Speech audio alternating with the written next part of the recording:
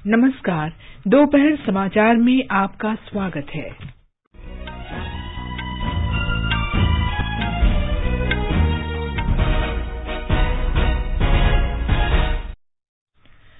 प्रधानमंत्री नरेंद्र मोदी आज शाम 4:30 बजे कोविड की स्थिति पर मुख्यमंत्रियों के साथ बैठक करेंगे।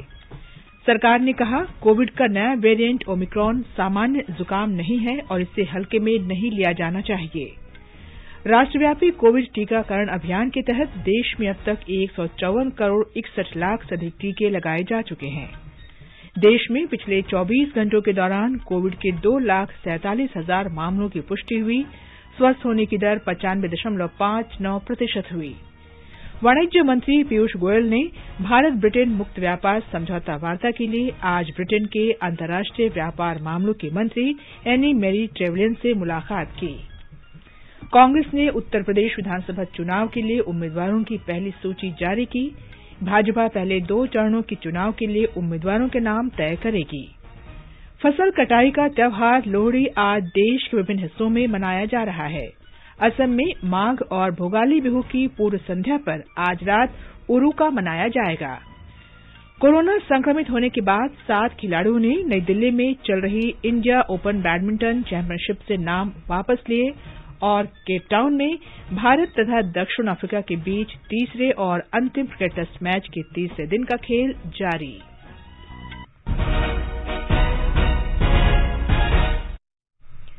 दोपहर समाचार में नईम अख्तर के साथ मैं कनकलता। देश के कई हिस्सों में कोरोना संक्रमण तेजी से फैल रहा है। हमारी अपील है कि आप सतर्क रहें और 15 से 18 वर्ष के किशोरों सहित अन्य लोगों के टीकाकरण में मदद करें। कोरोना वायरस के नए स्वरूप ओमिक्रॉन से चिंताएं बढ़ी हैं। सुरक्षित रहने के लिए कृपया 3 आसान उपायों का पालन अवश्य करें। मास्क लगाएं, 2 गज की सुरक्षित दूरी बनाए रखें, हाथ और चेहरा साफ रखें। कोविड से संबंधित किसी भी जानकारी और मार्गदर्शन के लिए राष्ट्रीय हेल्पलाइन नंबर 01123978046 और 1075 पर संपर्क करें। अब समाचार विस्तार से। प्रधानमंत्री नरेंद्र मोदी आज शाम 4:30 बजे वीडियो कॉन्फ्रेंस के जरिए सभी राज्यों के मुख्यमंत्रियों से बातचीत करेंगे। बैठक के दौरान प्रधानमंत्री देश में कोविड की स्थिति की समीक्षा करेंगे और महामारी के फैलाव को रोकने के लिए किए गए उपायों की समीक्षा करेंगे। कोरोना के नए वेरिएंट ओमिक्रॉन के बढ़ते मामलों के मद्देनजर ये बैठक हो रही है। पिछले रविवार को श्री मोदी ने देश में कोविड की स्थिति की समीक्षा के लिए उच्चस्तरीय वर्चुअल बैठक की अध्यक्षता की थी। इस बैठक में स्वास्थ्य सुविधाओं की तैयारी, टीकाकरण अभियान की स्थिति और नए ओमिक्रॉन तथा लोगों के स्वास्थ्य पर पड़ने वाले दुष्प्रभाव पर चर्चा की गई थी। कोविड के बढ़ते संक्रमण के मद्देनजर ये बैठक काफी महत्वपूर्ण मानी जा रही है। नीति आयोग के स्वास्थ्य सदस्य डॉक्टर वी.के. पॉल ने चेतावनी दी है कि कोरोना वायरस का ओमिक्रॉन वेरिएंट सामान्य सर्दी जुकाम नहीं है और इसे हल्के में नहीं लिया जाना चाहिए। डॉक्टर पॉल ने कहा कि लोगों को सतर्क रहने और दिशा निर्देशों का पालन करने की जरूरत है। इतना सिंपल, इतना साधारण ये नहीं है कि हम इसको लाइटली लें। एक भावना बने जा रही है कि क्या होगा, ऐसा नहीं सोचे। इसी ओमिक्रॉन की वजह से कई देशों के हेल्थ सिस्टम कोलैप्स हो गए। इसी की वजह से बहुत हद तक हेल्थ वर्कर्स को घर में छुट्टी लेके बैठना पड़ा और प्रेशर पड़ा। सोसाइटी की जिम्मेवारी है कि इसको स्लो करें। इंडिविजुअल की जिम्मेवारी है कि अपनी प्रोटेक्शन करें मास्क से, फैमिली की प्रोटेक्शन करें मास्क लगा के और प्रोटेक्शन करें वैक्सीन लेके। राष्ट्रव्यापी कोविड टीकाकरण अभियान के तहत देश में अब तक 154 करोड़ 61 लाख से अधिक टीके लगाए जा चुके हैं। कल 76,32,000 से अधिक टीके लगाए गए। स्वास्थ्य मंत्रालय ने बताया है कि अब तक कोरोना के नए वेरिएंट ओमिक्रॉन के 5,488 मरीजों का पता चला है। इनमें से महाराष्ट्र में 1,367, राजस्थान में 792 और दिल्ली में 549 मामले हैं। इस संक्रमण से अब तक 2,162 रोगी स्वस्थ हो चुके हैं। कल 2,47,000 से अधिक कोविड मामलों की पुष्टि हुई। इस दौरान 84,000 से अधिक रोगी ठीक हुए। स्वस्थ होने की दर 95.59% है। इस समय 11,17,531 से अधिक मरीजों का इलाज चल रहा है। पिछले 24 घंटे में 380 कोविड मरीजों की मृत्यु हुई। राजधानी दिल्ली में कल कोरोना संक्रमण के 27,561 मामले आए और 40 लोगों की मौत हुई। पिछले 4 दिन में 97 लोगों की इस महामारी से मौत हो चुकी है। दिल्ली में इस समय कोरोना संक्रमण के 87,000 से अधिक सक्रिय मामले हैं। इनमें से 23,000 से अधिक मरीज उपचाराधीन हैं। पश्चिम बंगाल में कोरोना के उपचाराधीन मरीजों की संख्या 1,16,000 से अधिक हो गई है। पिछले 24 घंटे में 22,000 से अधिक मामले सामने आए, जिनमें से 1/3 कोलकाता से हैं। इस बीच राज्य में गंगा सागर मेला आरंभ हो गया है। मुख्यमंत्री ममता बनर्जी ने ओमिक्रॉन के खतरे को देखते हुए श्रद्धालुओं से बड़ी संख्या में न जाने और अधिक सावधानी बरतने की अपील की है। नागालैंड में कल 199 लोगों में कोरोना संक्रमण की पुष्टि हुई। इन्हें मिलाकर राज्य में सक्रिय मामलों की संख्या 242 हो गई है। राज्य में कोविड के कुल मामलों की संख्या 32,530 है। इनमें से 30,439 स्वस्थ हो चुके हैं। संक्रमण से 687 लोगों की मौत हुई है। राजस्थान में इस समय कोविड के 38,448 सक्रिय मामले हैं। इनमें लगभग 44% अकेले जयपुर में हैं। प्रदेश में पिछले 24 घंटे में 9,488 मामलों की पुष्टि हुई है। ब्यौरा हमारे संवाददाता से।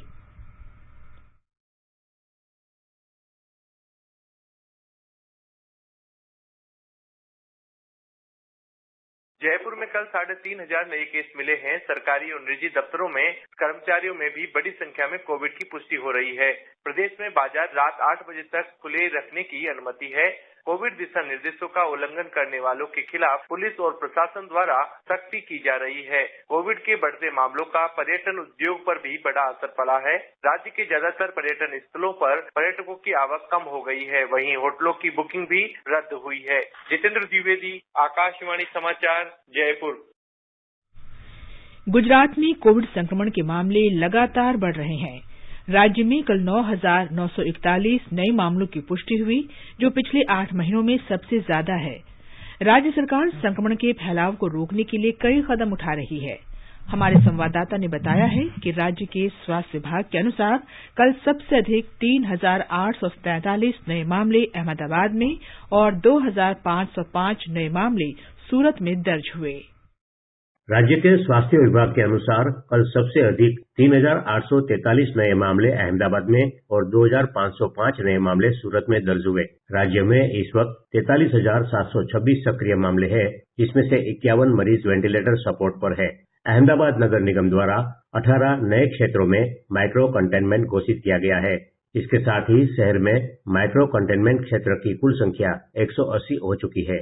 गुजरात टेक्नोलॉजिकल यूनिवर्सिटी GTU द्वारा ऑफलाइन परीक्षाएं रद्द कर दी गई है। इस बीच कल मकर संक्रांति और उत्तरायण के त्योहार को देखते हुए नए नियंत्रण लागू किए गए हैं। संक्रमण के नए मामलों में बढ़ोतरी के चलते दोस्तों और रिश्तेदारों के साथ सामूहिक रूप से पतंग चगाने पर प्रतिबंध लगा दिया गया है। योगेश पंड्या, आकाशवाणी समाचार, अहमदाबाद।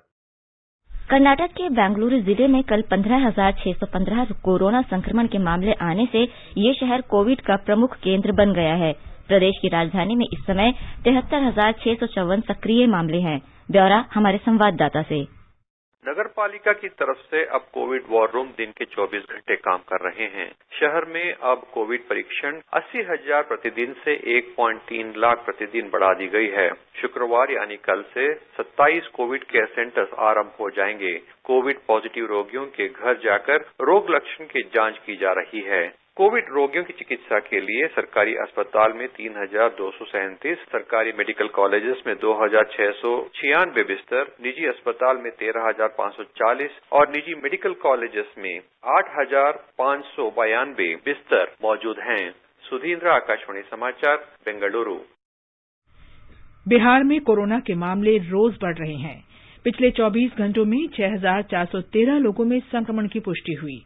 राज्य में उपचाराधीन रोगियों की संख्या बढ़कर 28,659 हो गई है। ओडिशा में दैनिक आधार पर कोविड संक्रमण के सक्रिय मामलों की संख्या 10,000 के आंकड़े को पार कर गई है। इसके साथ ही राज्य में सक्रिय मामलों की कुल संख्या 44,000 से अधिक हो गई है। उत्तराखंड के कोटद्वार में चुनाव ड्यूटी के लिए तैनात सीमा सुरक्षा बल के 30 जवान कोरोना संक्रमित हो गए हैं। इनके अलावा 11 अन्य लोग भी कोविड संक्रमित पाए गए हैं।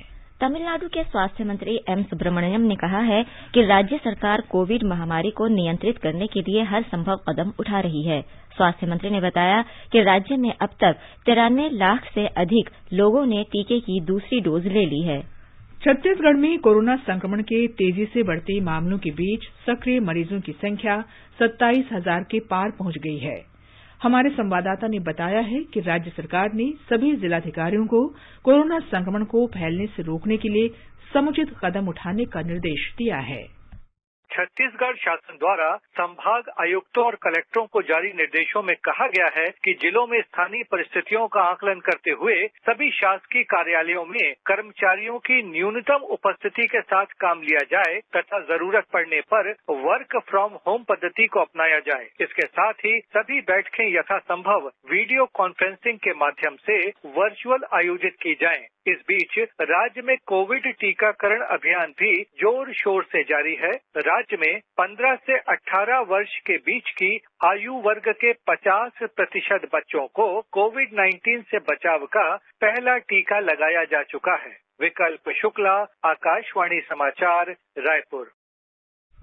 मध्य प्रदेश में कल 3,639 लोगों में कोरोना संक्रमण की पुष्टि हुई। राज्य में संक्रमित मरीजों की संख्या 8,10,442 हो गई है। संक्रमण दर बढ़कर 4.5% हो गई है। महाराष्ट्र के स्वास्थ्य मंत्री राजेश टोपे ने कम टीकाकरण पर चिंता व्यक्त करते हुए कहा है कि राज्य में कोवैक्सीन की कमी है। पत्रकारों से बातचीत में उन्होंने बताया कि पहले प्रतिदिन 8 से 10 लाख टीके लग रहे थे, लेकिन अब ये संख्या लगभग 6.5 लाख रह गई है। विश्व स्वास्थ्य संगठन के प्रमुख ने सचेत किया है कि कोविड का ओमिक्रॉन वेरिएंट उन लोगों के लिए विशेष रूप से खतरनाक वायरस है जिन्होंने वैक्सीन नहीं लगवाई है। संगठन के महानिदेशक टेड्रोस अधनॉम घेब्रेयेसस ने कल जिनेवा में बताया कि ओमिक्रॉन डेल्टा की तुलना में कम गंभीर है, लेकिन फिर भी ये खतरनाक वायरस है। राष्ट्रव्यापी कोविड टीकाकरण अभियान के तहत देश में अब तक 15 से 18 वर्ष आयु वर्ग के 3 करोड़ से अधिक किशोरों को पहला टीका लग चुका है। केंद्रीय स्वास्थ्य मंत्री मनसुख मांडविया ने कहा है कि देश के युवा अपनी जिम्मेदारी के प्रति सजग हैं और वे उत्साहित भी हैं। राज्यसभा में विपक्ष के नेता मल्लिकार्जुन खड़गे कोरोना संक्रमित हो गए हैं। वे घर में ही क्वारंटीन हैं। आकाशवाणी के कोरोना जागरूकता श्रृंखला कार्यक्रम में वरिष्ठ चिकित्सक गीता कंपानी ने ओमिक्रॉन से संक्रमण के बारे में जानकारी दी।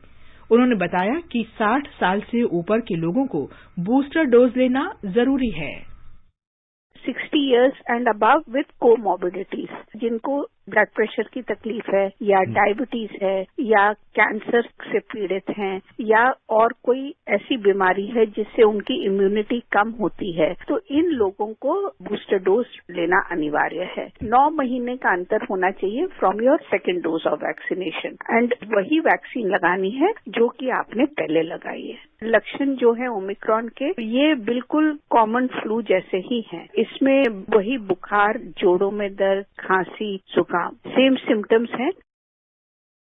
ये समाचार हमारी वेबसाइट newsonair.com/hindi और हमारे mobile app news on AIR पर भी उपलब्ध हैं। सुनो ना, हाँ? सोच रहा हूँ अपना बिजनेस क्यों न बढ़ा लूं। तो रोका किसने है? हाँ? रोका तो किसी ने नहीं, पर समझ नहीं आ रहा कि मदद किससे मांगूं। मुझसे। तुमसे? तो अच्छा बताओ फिर। आकाशवाणी है ना, मैंने सुना है उसका नेटवर्क देश भर में फैला है। पर उससे मेरा क्या फायदा? देखो, फायदा है, जिस शहर में चाहो विज्ञापन की मदद से उपभोक्ताओं तक पहुंच जाओ। पर अब ये भी तो बता दो कि आकाशवाणी से संपर्क कैसे करूं? बहुत आसान है, मैं बताती हूँ। नंबर नोट करो, 870-001-4242। ओ 870-001-4242। लो अभी फोन लगाता हूँ 870-001-4242 पर।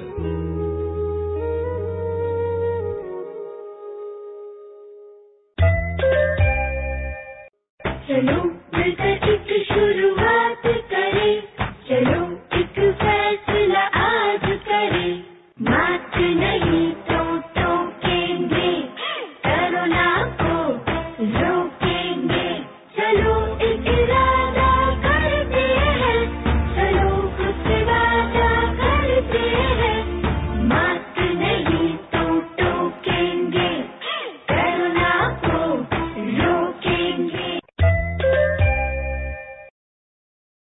दोपहर समाचार में आपका फिर स्वागत है।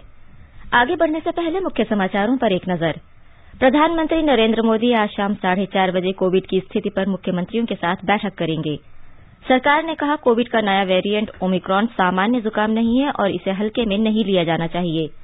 राष्ट्रव्यापी कोविड टीकाकरण अभियान के तहत देश में अब तक 154 करोड़ 61 लाख से अधिक टीके लगाए जा चुके हैं। देश में पिछले 24 घंटे के दौरान कोविड के 2,47,000 मामलों की पुष्टि हुई। स्वस्थ होने की दर 95.59% हुई। वाणिज्य मंत्री पीयूष गोयल ने भारत ब्रिटेन मुक्त व्यापार समझौता वार्ता के लिए आज ब्रिटेन के अंतर्राष्ट्रीय व्यापार मामलों की मंत्री एनी मैरी ट्रेवलेयन से मुलाकात की। कांग्रेस ने उत्तर प्रदेश विधानसभा चुनाव के लिए उम्मीदवारों की पहली सूची जारी की। भाजपा पहले 2 चरणों के चुनाव के लिए उम्मीदवारों के नाम तय करेगी। फसल कटाई का त्योहार लोहड़ी आज देश के विभिन्न हिस्सों में मनाया जा रहा है। असम में आज रात माघ और भोगाली बिहू की पूर्व संध्या पर उरुका मनाया जाएगा। कोरोना संक्रमित होने के बाद 7 खिलाड़ियों ने नई दिल्ली में चल रही इंडियन ओपन बैडमिंटन चैंपियनशिप से नाम वापस लिए और केप टाउन में भारत और दक्षिण अफ्रीका के बीच तीसरे तथा अंतिम क्रिकेट टेस्ट मैच के तीसरे दिन का खेल जारी। भारत और ब्रिटेन ने आज व्यापार समझौते के लिए वार्ता शुरू की। वाणिज्य और उद्योग मंत्री पीयूष गोयल ने ब्रिटेन के अंतर्राष्ट्रीय व्यापार मामलों के मंत्री एनी मैरी ट्रेवलेयन के साथ बैठक के बाद संवाददाताओं को बताया कि दोनों देशों को आशा है कि वार्ता 1 साल में या उससे कुछ अधिक समय में संपन्न हो जाएगी। उन्होंने कहा कि समग्र आर्थिक भागीदारी के बारे में मुक्त व्यापार समझौते पर व्यापक बातचीत दोनों देशों के संबंधों के बीच एक महत्वपूर्ण कदम है। उन्होंने कहा कि ब्रिटेन में भारतीय समुदाय के लोग दोनों देशों के बीच सेतु की तरह हैं। श्री गोयल ने कहा कि पर्यटन, प्रौद्योगिकी, स्टार्टअप, शिक्षा, जलवायु परिवर्तन जैसे क्षेत्रों में सहयोग बढ़ाया जाएगा। उत्तर प्रदेश विधानसभा चुनाव के लिए आज कांग्रेस नेता प्रियंका गांधी वाड्रा ने 125 उम्मीदवारों की पहली सूची जारी की। इनमें 50 महिलाओं सहित 40% युवा नेता हैं। प्रदेश में फरवरी में होने वाले विधानसभा चुनाव से पहले भाजपा की केंद्रीय चुनाव समिति की बैठक आज नई दिल्ली स्थित पार्टी मुख्यालय में संपन्न हो गई। बैठक में गृह मंत्री अमित शाह, उत्तर प्रदेश के मुख्यमंत्री योगी आदित्यनाथ, उप मुख्यमंत्री दिनेश शर्मा और केशव प्रसाद मौर्य मौजूद थे। पहले 2 चरणों के लिए उम्मीदवारों के नामों को अंतिम रूप देने के लिए ये बैठक आयोजित की गई। गोवा विधानसभा चुनाव की प्रक्रिया इस महीने की 21 तारीख को अधिसूचना जारी होने के साथ ही शुरू हो जाएगी। राज्य में 14 फरवरी को एक ही चरण में वोट डाले जाएंगे। मतगणना 10 मार्च को होगी। 40 सदस्यों वाली राज्य विधानसभा में 1 सीट अनुसूचित जाति के लिए सुरक्षित है। वर्तमान में 4 सीटें रिक्त हैं। ये समाचार आकाशवाणी से प्रसारित किए जा रहे हैं। ताजा समाचार जानने के लिए आप हमारे Twitter handle @AIR News Hindi को फॉलो कर सकते हैं। आजादी का अमृत महोत्सव के लिए सभी उपभोक्ताओं को शुभकामनाएं। हॉलमार्क सोने की शुद्धता सुनिश्चित करता है। हमेशा हॉलमार्क वाले सोने के आभूषण खरीदें। उपभोक्ता संबंधित किसी भी शिकायत के लिए कृपया राष्ट्रीय उपभोक्ता हेल्पलाइन के टोल फ्री नंबर 14404 पर संपर्क करें। उपभोक्ता मामले विभाग, भारत सरकार द्वारा जनहित में जारी। जागो ग्राहक जागो। ये आकाशवाणी है। आजादी का अमृत महोत्सव के अंतर्गत आइए अब सुनते हैं आकाशवाणी की विशेष प्रस्तुति आजादी का सफर। आजादी का अमृत महोत्सव।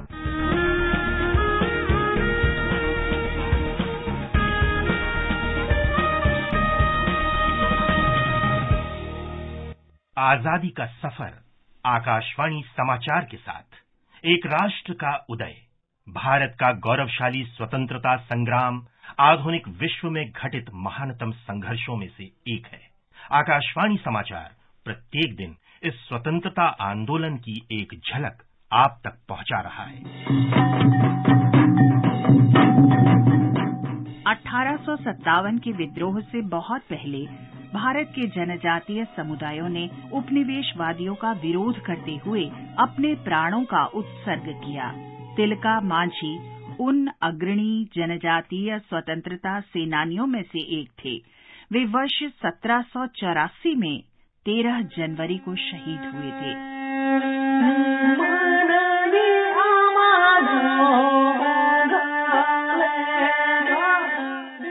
अपने लोगों और अपने जमीन की रक्षा के लिए प्रतिबद्ध तिलका मांझी ने जनजातियों को तीर धनुष चलाने में प्रशिक्षित सेना के रूप में संगठित किया। वर्ष 1770 में संथाल क्षेत्र में भीषण अकाल पड़ा। लोग भूख से मरने लगे। तिलका ने ईस्ट इंडिया कंपनी का खजाना लूटा और इसे गरीबों में बांट दिया। तिलका के इस मानवीय कार्य से प्रेरित होकर कई अन्य जनजाति भी विद्रोह में शामिल हो गए। इसके साथ ही शुरुआत हुई उनके संथाल हूल यानी संथालियों के विद्रोह की। तिलका मांझी ने 1771 से 1784 तक अंग्रेजों और उनके सहयोगियों पर हमले जारी रखे।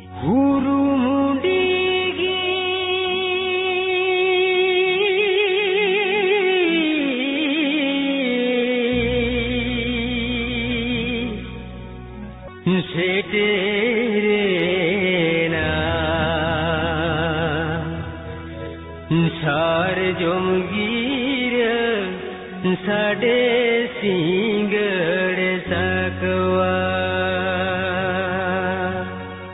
वर्ष 1784 अंग्रेजों के खिलाफ पहले सशस्त्र विद्रोह का वर्ष माना जाता है। तिलका मांझी ने ईस्ट इंडिया कंपनी के प्रशासक ऑगस्टस क्लीवलैंड पर हमला कर उन्हें बुरी तरह घायल कर दिया। तिलका गिद्र तो का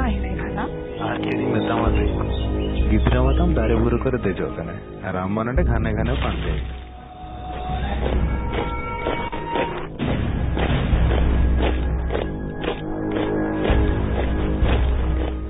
अंग्रेज तिलापोर जंगल के चारों ओर जमा हो गए जहां से हमला हुआ था, लेकिन तिलका और उनके साथियों ने कई सप्ताह तक अंग्रेजों को रोके रखा। 1784 में जब वे अंततः पकड़े गए, उन्हें एक घोड़े की पूंछ से बांध दिया गया और पूरे रास्ते घसीटते हुए भागलपुर कलेक्टर के निवास तक ले जाया गया। वहां पहुंचकर उनके क्षत विक्षत हो गए शरीर को बरगद के पेड़ से लटका दिया। आजादी के बाद सरकार ने उसी स्थल पर उनकी प्रतिमा स्थापित की। भागलपुर विश्वविद्यालय को भी उनके नाम से विभूषित किया गया। माटी के उस महान सपूत को हमारा नमन।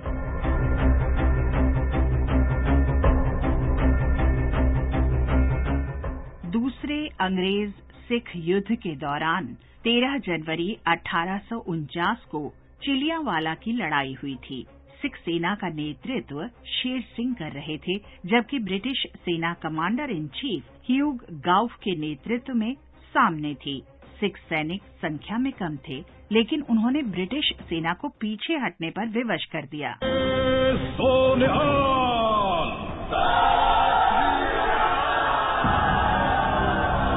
हथियारों और सैनिकों के नुकसान के साथ अंग्रेजों की हार ब्रिटिश सेना के मनोबल पर एक तमाचा था। चिलियांवाला में अंग्रेजों के सम्मान को धक्का उन मुख्य कारणों में से एक था जिसने 9 वर्ष बाद 1857 के विद्रोह को जन्म दिया।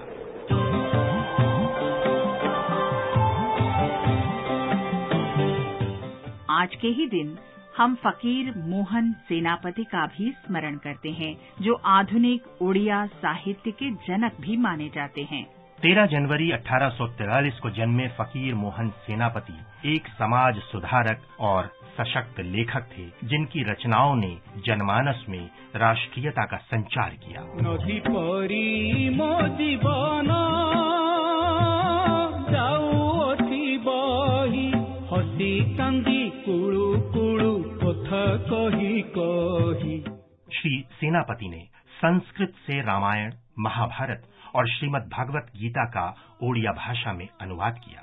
सेनापति ने राष्ट्रीयता और भाषा को एक साथ पिरोया, क्योंकि उनका मानना था कि भाषा से ही राष्ट्रीयता निर्धारित होती है। उन्होंने कहा कि कोई भी राष्ट्र अपनी मातृभाषा खोकर प्रगति नहीं कर सकता। उनका मानना था कि किसी राष्ट्र की भाषा और साहित्य का विकास उसकी प्रगति की मौलिक शर्त है। भारतीय साहित्य को फकीर मोहन सेनापति का अतुलनीय योगदान आने वाली पीढ़ियों को हमेशा हमेशा प्रोत्साहित करता रहेगा। कुम्भीर भुजंग जतने लुचाउछन्ति निज निज अंग। और अब आकाशवाणी समाचार के साथ आजादी का सफर की ये कड़ी संपन्न होती है। कल फिर मिलेंगे अगली कड़ी के साथ।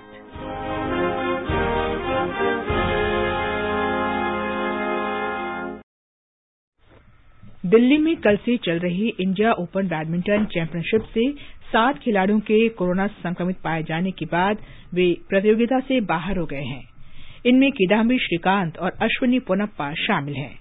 इनके अलावा एन सिक्की रेड्डी, ध्रुव कपिला, गायत्री गोपीचंद, अक्षन शेट्टी और काव्या गुप्ता भी प्रतियोगिता से बाहर हो गए हैं। इंडियन ओपन के दूसरे दौर में आज पीवी सिंधु ने ईरा शर्मा को हराकर तीसरे दौर में प्रवेश कर लिया है। मालविका बंसोड़ ने सानिया नेहवाल को हराया। केपटाउन में तीसरे और अंतिम क्रिकेट टेस्ट मैच के तीसरे दिन आज दक्षिण अफ्रीका के साथ अपनी दूसरी पारी में भारत ने ताजा समाचार मिलने तक 4 विकेट पर 85 रन बना लिए हैं। इससे पहले भारत ने दक्षिण अफ्रीका को पहली पारी में 210 रन पर आउट कर दिया। 3 मैचों की टेस्ट श्रृंखला में दोनों टीमें एक-एक टेस्ट मैच जीतकर बराबरी पर हैं। उत्तर प्रदेश में विधानसभा चुनाव के लिए कल अधिसूचना जारी होने के साथ ही चुनाव प्रक्रिया शुरू हो जाएगी। राज्य में 10 फरवरी से 7 मार्च तक 7 चरणों में वोट डाले जाएंगे। विधि और न्याय मंत्रालय ने हाल ही में निर्वाचन आयोग की सिफारिशों पर संसदीय और विधानसभा क्षेत्रों में उम्मीदवारों के लिए मौजूदा चुनाव खर्च की सीमा में वृद्धि की है। ये सीमाएं आगामी सभी चुनावों में लागू रहेंगी। विधानसभा चुनाव में बड़े राज्यों के चुनाव खर्च को 28 से 40 लाख किया गया है, जबकि छोटे राज्यों के मामले में इसे 20 लाख से बढ़ाकर 28 लाख किया गया है। 2014 में चुनाव खर्च की सीमा में बदलाव किया गया था, जबकि 2020 में इसमें 10% की वृद्धि की गई।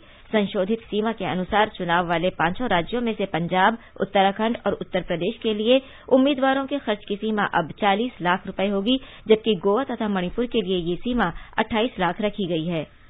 उत्तर भारत, विशेष रूप से पंजाब, हरियाणा, हिमाचल प्रदेश, दिल्ली, जम्मू और चंडीगढ़ में फसल कटाई का पर्व लोहड़ी आज मनाया जा रहा है।